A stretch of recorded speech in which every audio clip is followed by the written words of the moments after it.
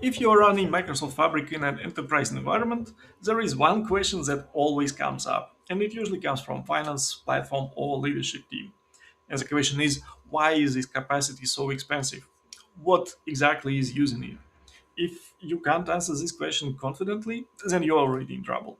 But lucky for us, Microsoft provides us with a tool out of the box that can help answer this question. You just need to know that there is this tool available and how to use it. That's what we are going to cover in this video.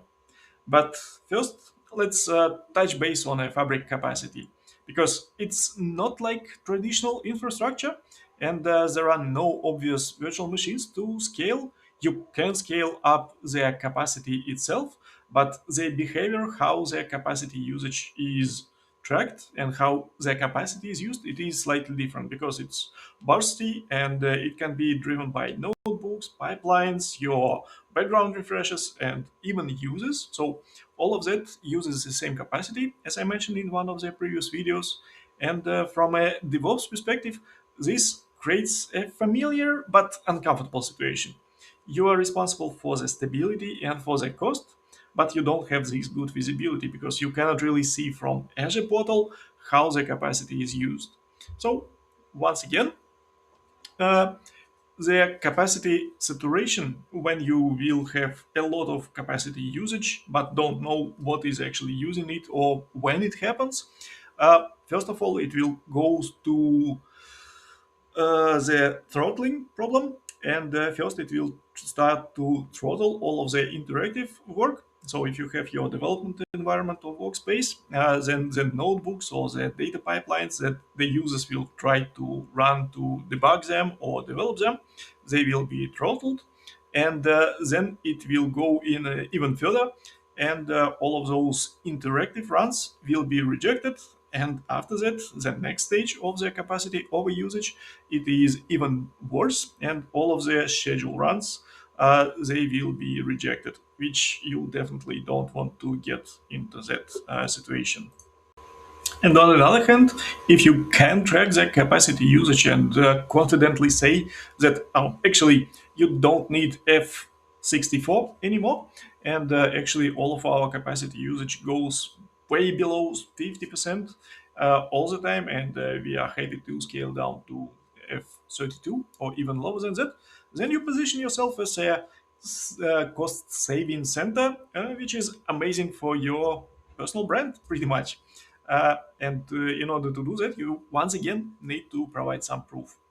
Well, now let's jump into the demo and let's get this proof available. Here we go. So I'm in my Fabric view right now, and the first thing that I want to do is actually switch back to the Power BI mode. You can do that with this button over here in the bottom left corner, Fabric, and we switch to Power BI.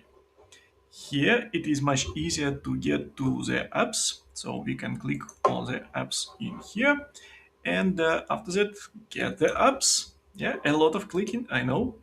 And we are going to search for the Microsoft Fabric capacity. They will be this one from Microsoft, and that's exactly what we want. After we click on this one, it will load the overview and just explain what it is and some sort of a quick preview, and we can get it now.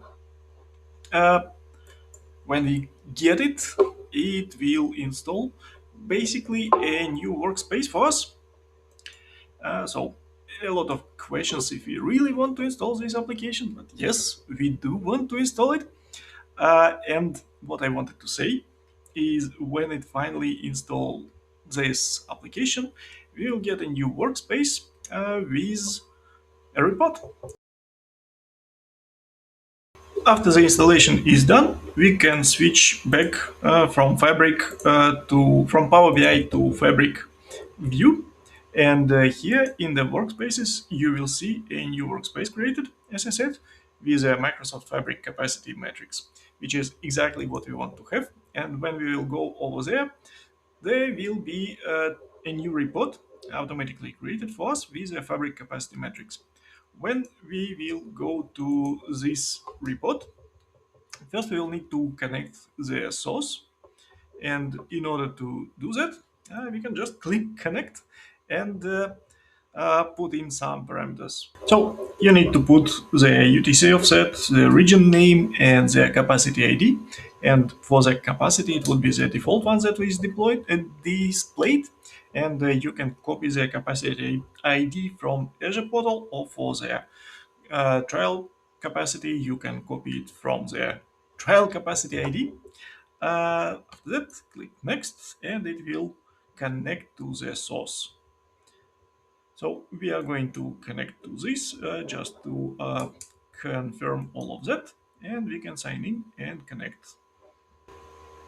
And when the capacity is connected, you will be able to see what is the usage of your capacity. So it would be really easy to just have in a preview mode, so a quick glance to see how healthy your capacity is.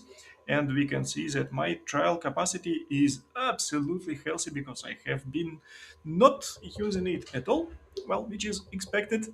And that there were 6 successful runs altogether over the last 24 hours somehow. And the average utilization is zeros and everything is good. We can also select different time periods, so 24 hours or 1 hour if you want to see more detailed data.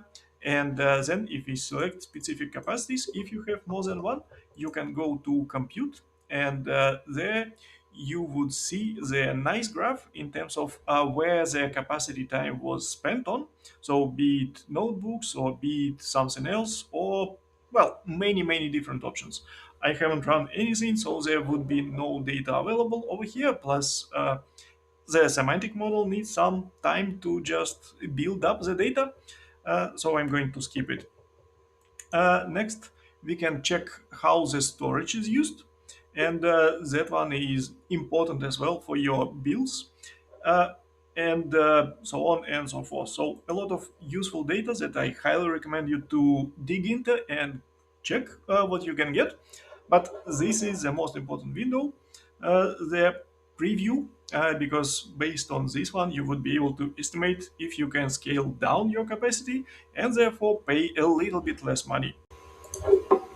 Couple of things of note with this report, or more precisely four.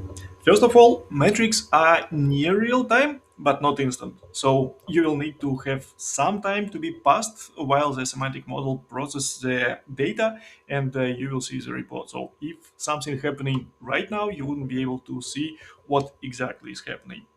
Next, as I briefly mentioned, the historical data is quite limited because it's a rolling window. So 24 hours that I showed you, it will just go on and on and on further up, and you wouldn't be able to go much before that to just see what was going on last week, for example. Next, these reports only show what consumes a capacity unit and not why it was consuming this. So if you would want to debug your notebooks, you will need to implement slightly different practices. And the last but not least, it is monitoring. It is not alerting. And alerting we are going to cover in the next video. So stay tuned.